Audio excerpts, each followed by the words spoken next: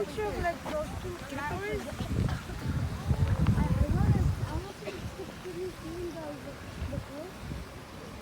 Oh, I gotta take a picture of that waterfall. Wow. So guys, this is the moon bridge.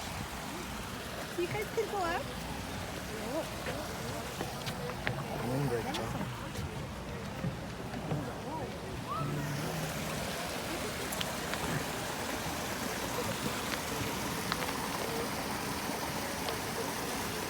I'm pretty sure the water has bacteria in it.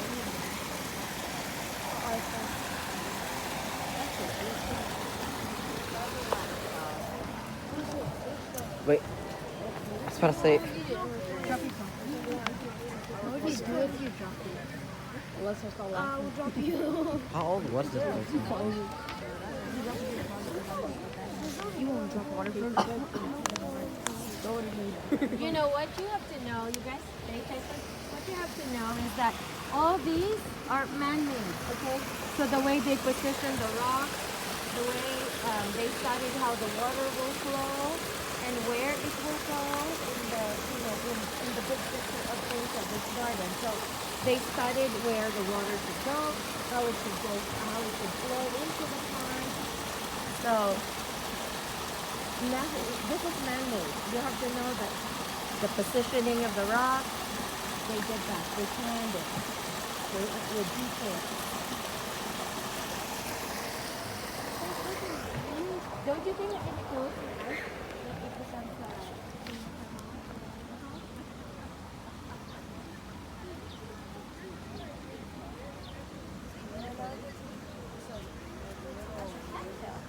Huh? Cattail. Oh, that.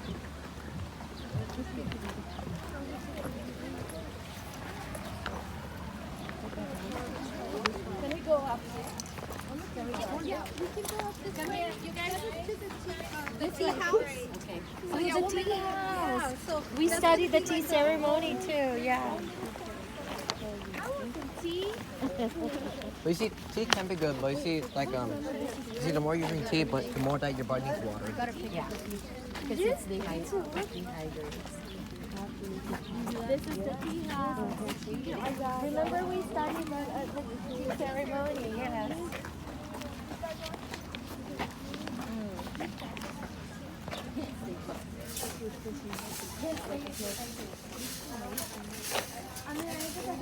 Oh, I got to picture this one. Yes, this is the tea house. You guys, we talked about the tea ceremony. Okay, so we watched the video how it's done. They don't perform the ceremony. There's no ceremony going on. But this is how it looks like, the tea house. And you call the mats tatami. So that's how it looks like. What does that If you notice, it's like there's only two things right in front. And it's very clean, very minimal. All right? And I think that's the influence of Zen Buddhism.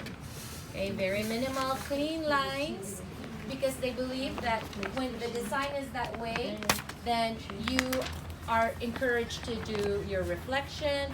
It helps you meditate, because when there's too many things, it gets busy. So nothing takes away it does not take away your attention, but instead it allows you to concentrate, to focus, and do your reflection. It's a small scale, but it's take a picture. Yeah, that's what I was thinking. And then behind you, again, there's a water symbol right there. It's a water. There's a lantern, and then what do we call this? A water dipper. Like this Oh, is yeah, a that. water dipper right here. Can I? Look at this. This is a water dipper. Remember when we were studying tea ceremony? They used something like this to scoop up the water. Yeah. That looks satisfying. I know. Yeah. Close your eyes. Just the sound. It's so soothing. Okay. And then you set it down. I would go to sleep to this. And then even just the trickling of the water, you sit here and just listen to the sounds. It's so soothing already.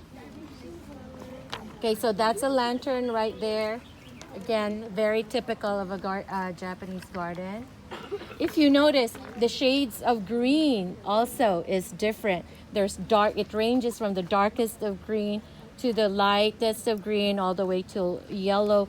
And the combination of all that just creates harmony, and it's soothing to your eyes.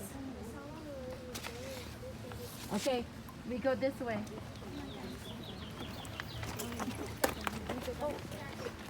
Leah, color me impressed with your knowledge of all of this.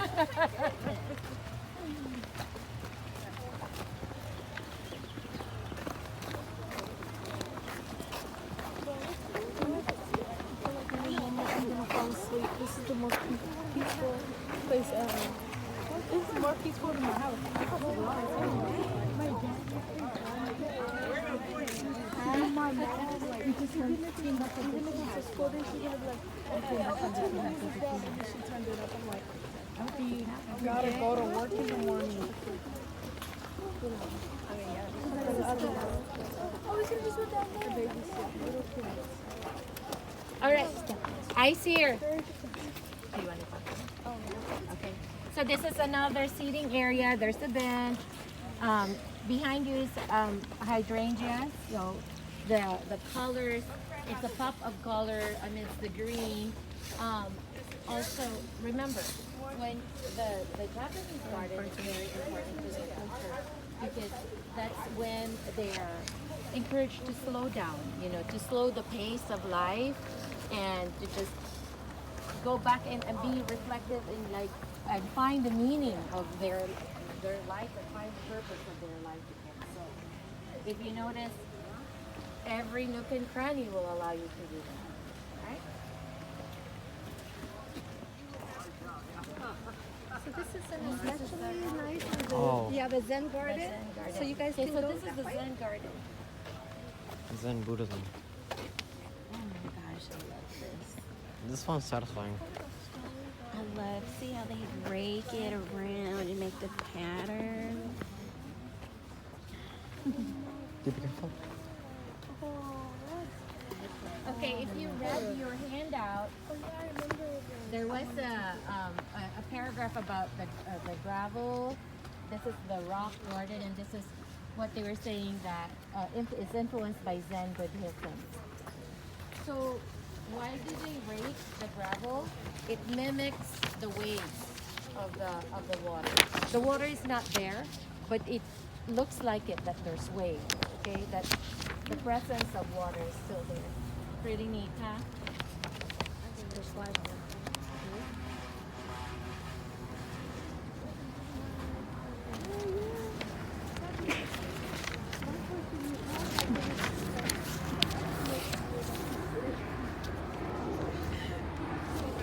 at the pattern. Stare at it for a long time. I know it's not. They want just like It's like a maze. stare at the pattern, guys. Stare at it for a long time. And then you just like, I can imagine that work. It's like a maze of them. Like, you're like a hover platform without hanging on the rocks.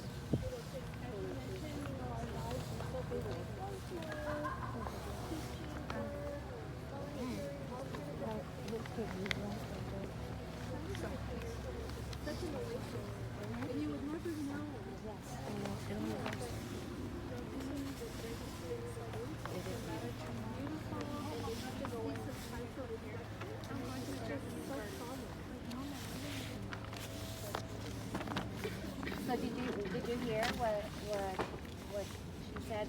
The lines, the reason why there's no like straight lines, arrows and all that, the curve, the circles is what makes you feel like it creates soothing feelings and calm and peace because the lines are graceful. So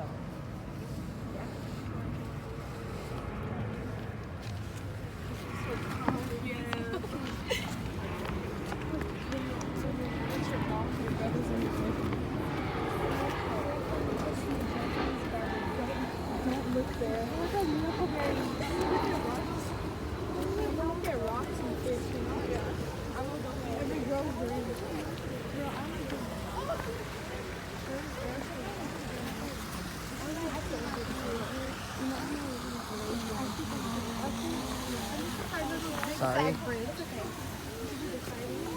Okay, this is called the zigzag bridge. Zigzag. Oh, look at that. Oh yeah, look at that black and white one. You know, like Dylan, those fishes are very expensive to eat at Japan. Oh, look at the little one. Where's the black and yellow one? Oh, you just missed it. It's a well-fed You fish. see, like you see, those fishes are very expensive to eat technically. They are well-fed. And how long do they live? You guys, this kind of fish can live for 200 years. It can outlive all of us here. That's true. You see, it needs like bacteria to live. Oh, I touched one before. You can see it's so cool. Yeah, you see, I touched one of these stones. You did? Yeah. Oh, look at the black and white one. It's right there, the black and white. Hey, look at the black and white one. Oh, You better hurry. Don't drop your phone, it's alright? Alright, don't drop your phone. there's little ones. Yeah, it's just a baby.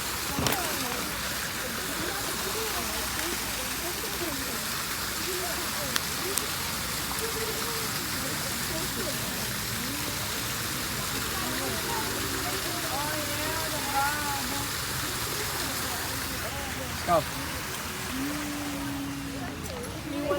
Oh, look at that, look at that, look at that. Oh, it's adorable. Oh, look at it.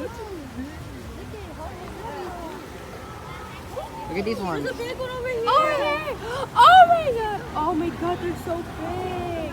Yeah, there's so many. There's so many at the Oh, garden. Jesus. I need to come here yet. If it's past one. You know? Dude, we gotta come here again.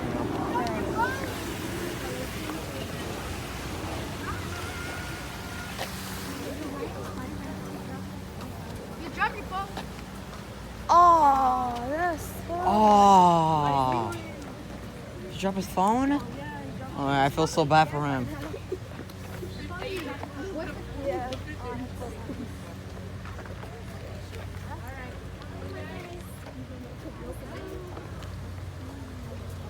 Okay, let's crowd around. Let's get friendly. I want to talk a little bit about our koi before you get a chance to feed them. Let me see the hands of those of you that have been here before. Anybody? Oh, what a great experience this is going to be then. Okay, koi are very friendly. They do not have teeth. They do not bite. They vacuum up the food like a vacuum cleaner. So some of our koi will eat right out of your hands. Some of you will want to go down to the water's edge right here, but you can also feed them from the bridges. Those of you that want to feed from the water's edge, I urge you to be very careful. We've already lost one phone in the water, and I think his name is Carlos, if I'm not mistaken. He feels very bad, so please don't kid him, don't tease him. He's feeling bad enough already that he's lost his phone, and we're trying to find. Oh, we've just found it. All right. Okay, Water, please. so Joe, are you want me to take them? yeah, Take them out? you take it. You just found some. Yeah, just before them. You mean to say the Apple store? So those of you that go down to the water's edge or even feed off the bridges, make sure you have control of your phone. He is not the first person that the phone is dropped in the water. We have that several times a week. And it's not pleasant. Sometimes they'll work when they get dry out, and sometimes they won't work. Our pond is 147,000 gallons of water. Well, how much water is that? Imagine going to the store with your parents and buying a gallon of milk, and then having to put 147,000 gallons in that shopping cart, and then put them in your car. It just won't work. Yeah. So that's how much water we have, 147,000 gallons.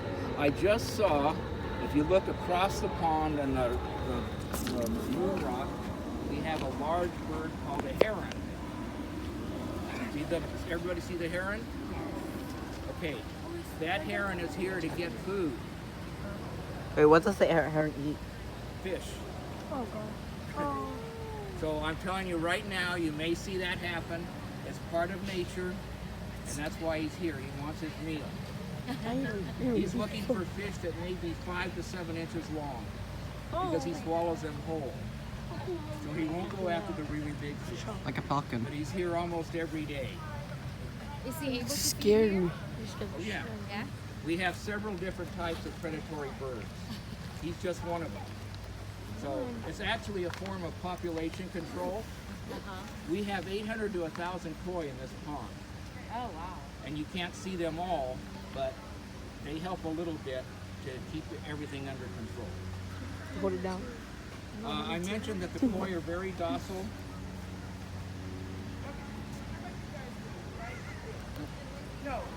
They're going to feed. They can just rest over by the dirt right now, and I'll get to them in a few minutes. Okay. I lost my train of thought. You were talking about the birds and eating the fish. Yeah, we have several different types of birds. That's a blue heron. It doesn't look blue from here, but it does have a blue tint to its feathers. We have a green heron, which is a smaller bird, doesn't have long legs. We have a cormorant, which is a sort of a brownish bird. Some of you may have seen pictures of cormorants fishing with fishermen in China, Korea, and so on. They're trained to catch fish and bring them back to the boat. But we do have cormorants that come in to feed. And we have hawks that will go after baby ducks and what have you. It's all part of nature. I mentioned that the koi are very docile. They won't bite. They're very friendly. Those of you that choose to go down to the water's edge, let me caution you that they can get excited and they can splash. If you're concerned about your shoes, you may want to take that into consideration. They don't always splash, but sometimes they do. I mentioned that we have 800 to 1,000 koi in the pond.